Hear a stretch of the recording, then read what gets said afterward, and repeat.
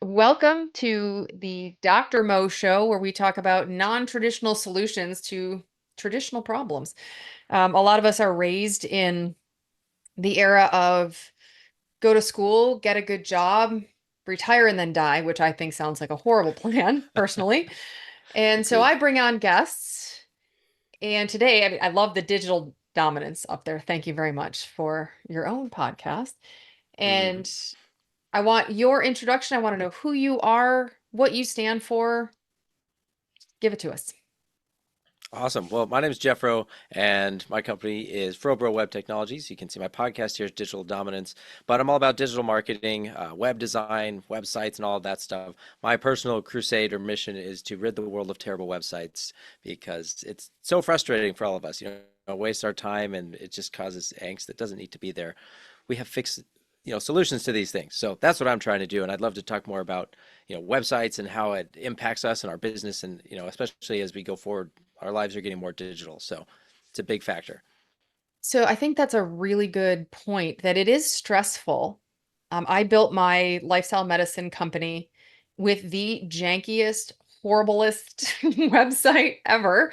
Now we did okay because it just the public needed us. But now I'm going back. I've already redone it once, but it's me redoing it. As a healthcare professional, if you haven't been here for the prior episodes and you haven't met me, my name is Dr. Mo.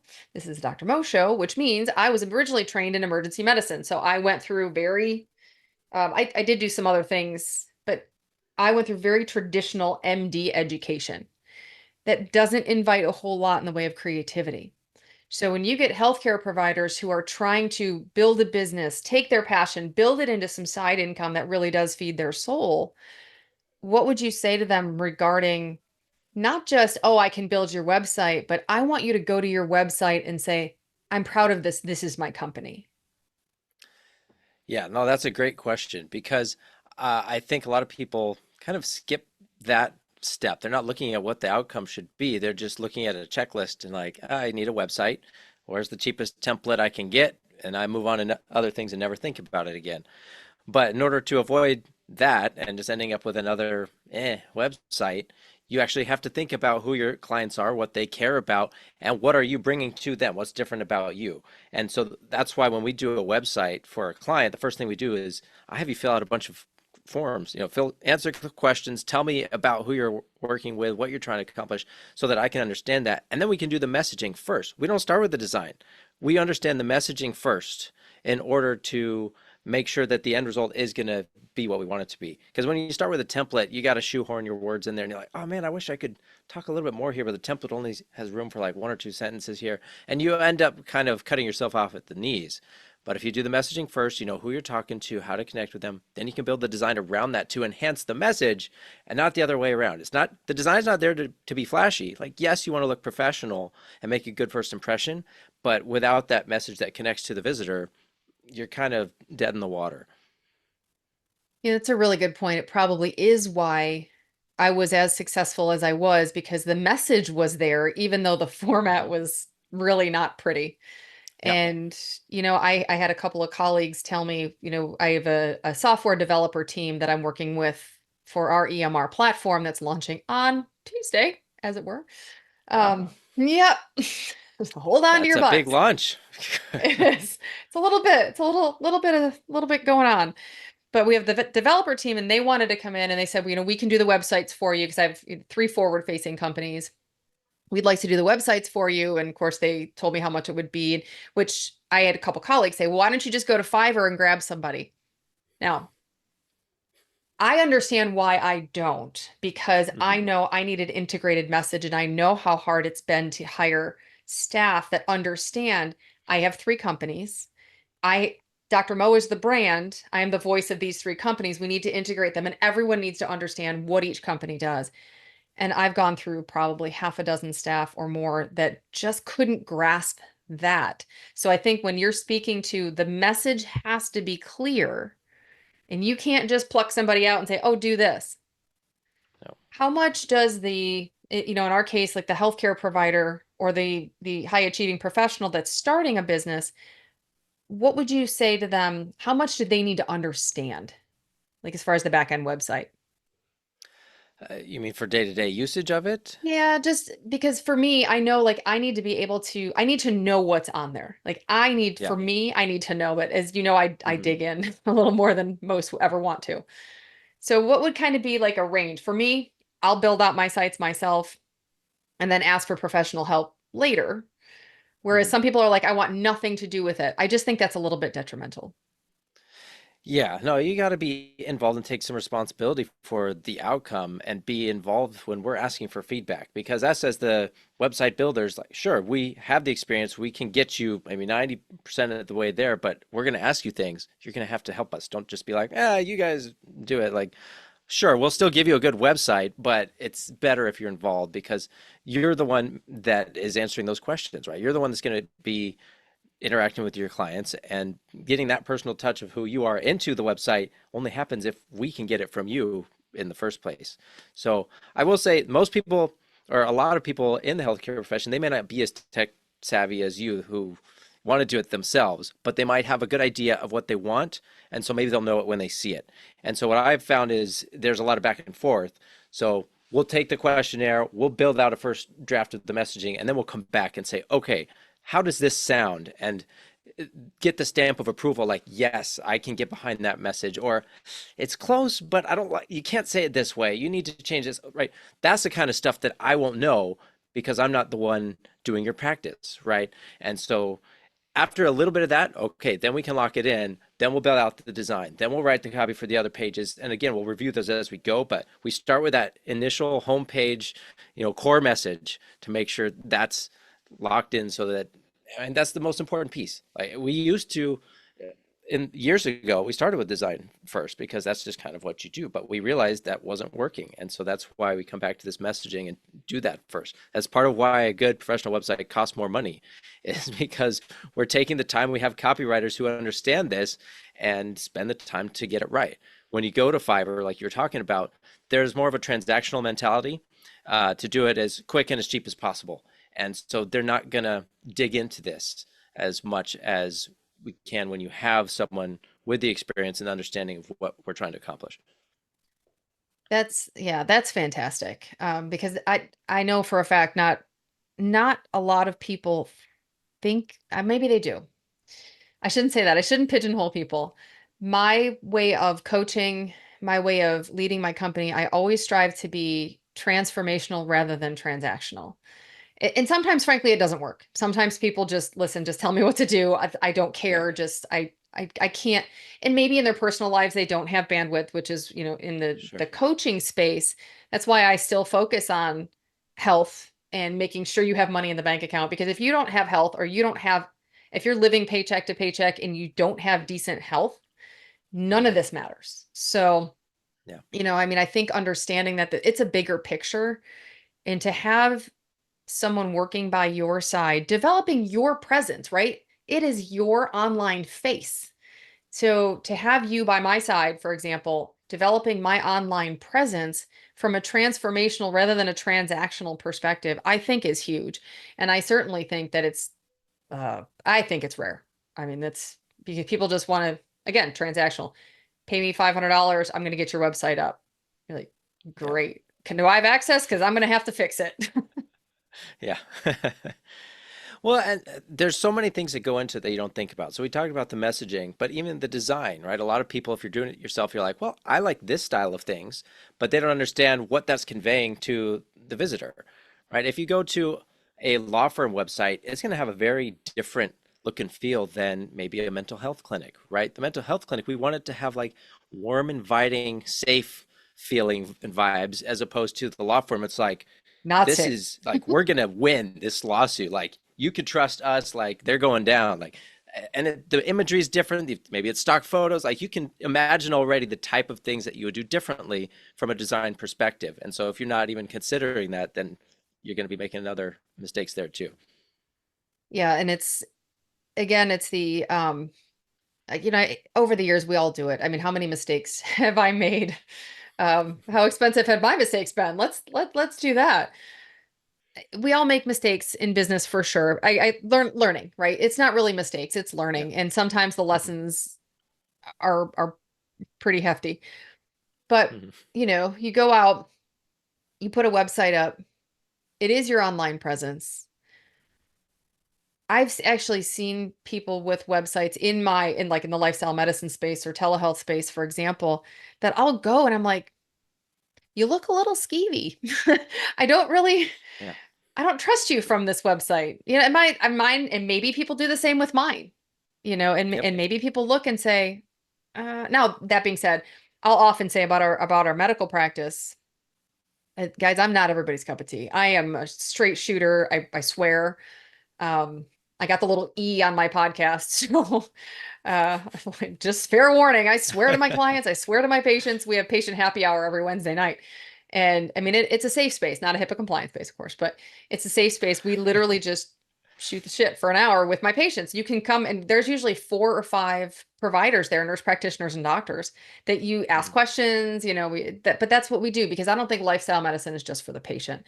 So having a forward facing website that says to people, hey, we are here for you and with you is totally different, like you said, than if it's I am your family doctor. I am in a white coat. I have a tie. Yes. Like this is me. It's very different.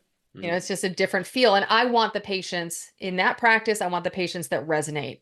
In my coaching practice, I want healthcare providers that don't mind that I show up to coaching sessions in a hat and a t-shirt because that's what I wear as my uniform most days now, because that's Hmm. who I am. So I think that having a website that reflects that as well, that way you're not portraying yourself as someone you're not. If somebody's Right. expecting a straight-laced physician, buttoned up physician, they're going to be sorely disappointed when they Right. show up. And that saves a lot of headaches on both ends, right? Because if you're attracting the wrong type of client, and like you said, if they have the wrong expectations going into it, okay, they're going to stick around for a little bit and then they're going to leave, right? And so it's a lot of wasted time and onboarding and intake forms. And it would have been better if this was just upfront and very clear about what's going to happen, who they're going to see, what the experience is. So get it right the first time. Yeah, for sure. And I'm still not on the right iteration for the practice. I think the software's got it and the coaching does not. Yeah. That website's terrible. It's horrible. Website's never done. You just got to keep iterating, True that. making it True better. that. So tell me a little bit about your personal journey. Kind of what got you into doing this? What got you saying, I have to help these people. They just suck at their jobs. I mean, I've always been drawn to computers and technology since I was young. I built websites for family and friends growing up in high school, built computers and things. And so I was always doing it on the side. And at a certain point, I was working at a startup. And so I created FroBro on the side. Like, I'm doing these, I'll at least have a place where I can make it official. I can send an invoice and things like that. And so I did that on the side as just kind of a freelancer for a little while.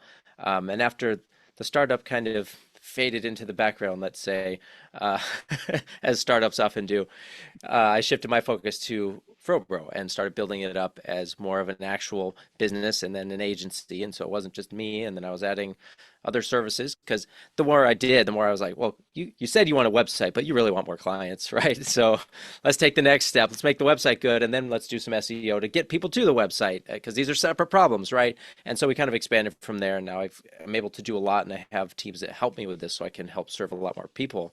And then as part of my mission, that's why I've got the podcast too. I want to educate people about websites, digital marketing, what do you even start with, right? What do you need? Why does this matter? And how can you use that to your advantage? That's a fantastic question. If you we're talking to healthcare providers that are just starting and they have this traditional employment where they're sitting and they start to dabble in knitting. I don't know. I'll pick something.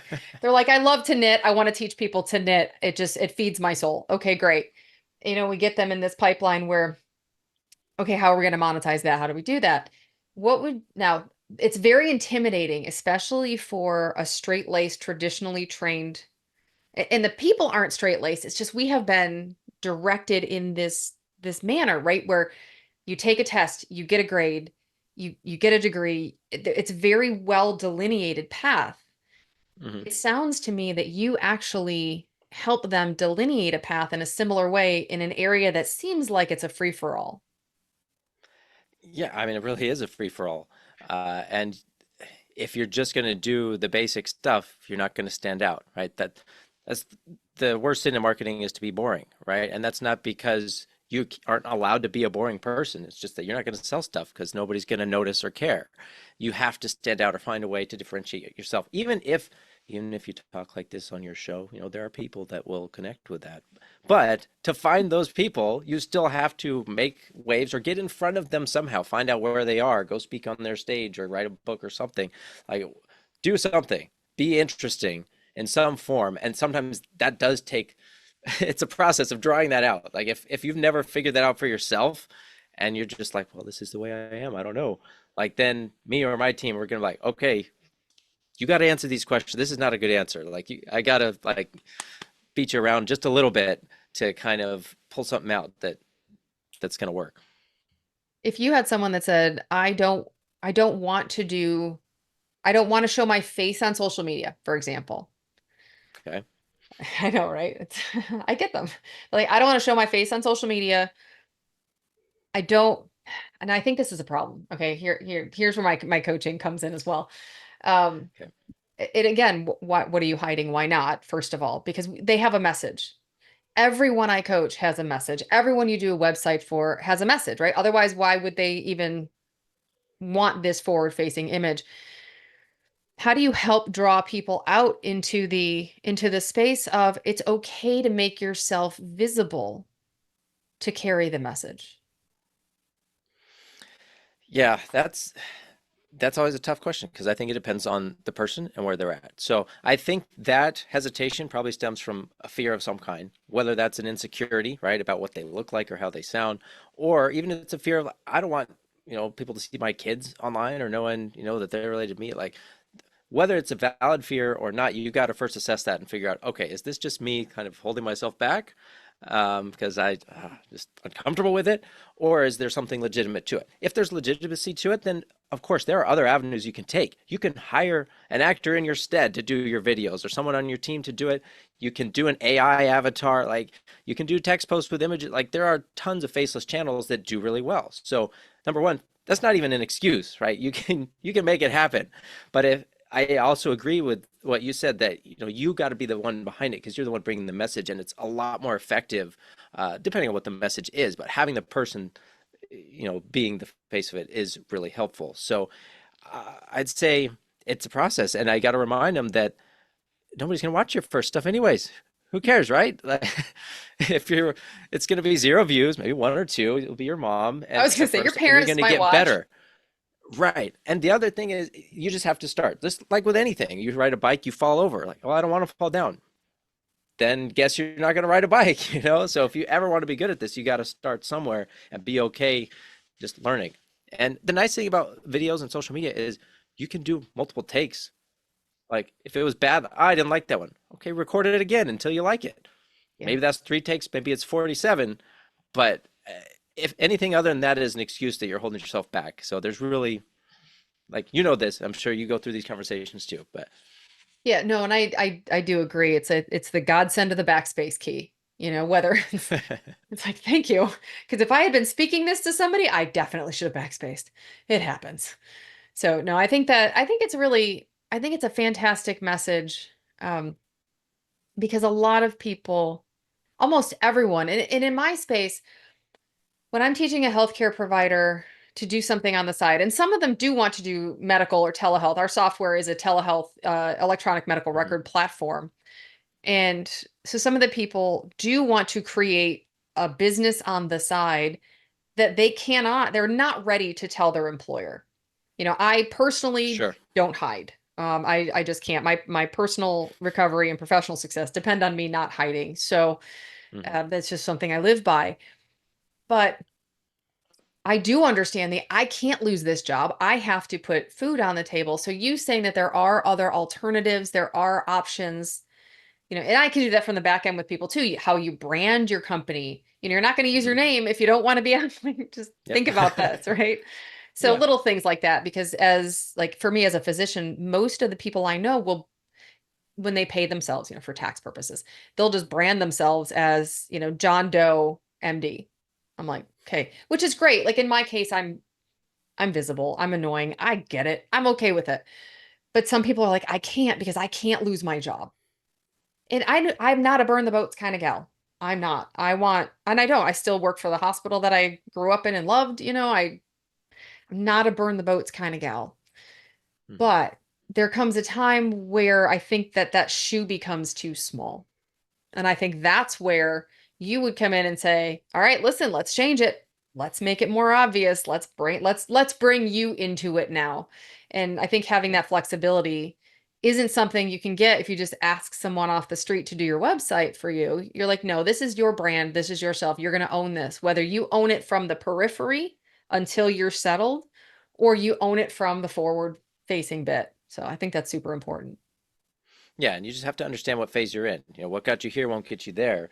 You can get pretty far, without having your face on things. And obviously, there have been entire companies built up with just, a generic name or something like that. Right. So again, there's a lot of ways you can work it.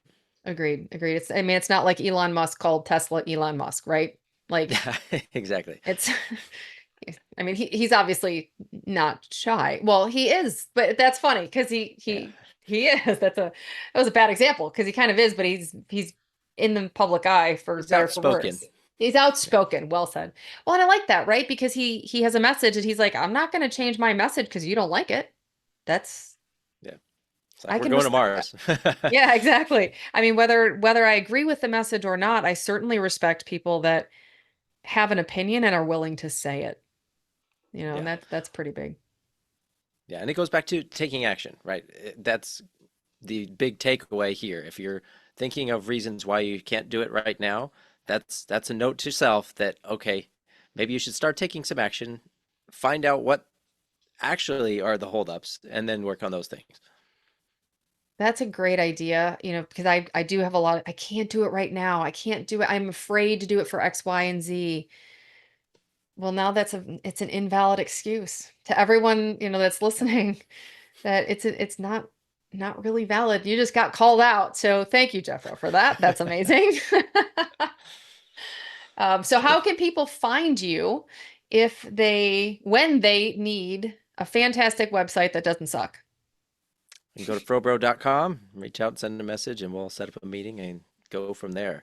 You can also listen to the podcast if you're not ready to have us build a website for you. And that way you can kind of get more comfortable with what it takes to have a business online these days and learn about Google Ads or Facebook or websites, SEO, and all of that stuff. Because it can be overwhelming and intimidating. And you don't necessarily need to be an expert in everything, but it is helpful to know what's out there and why. So Frobro.com. And if you go on Instagram at FroBroWeb, and my personal Instagram is at jeffro.official, which I've recently started posting to. So you can I find me didn't there. see Send me that. a message on Instagram and I'll go audit your website for free. Anybody listening. You're not getting it. My one website is still really bad, so you're not Okay, well, you will not be getting that one. So I'll let you know when it's better.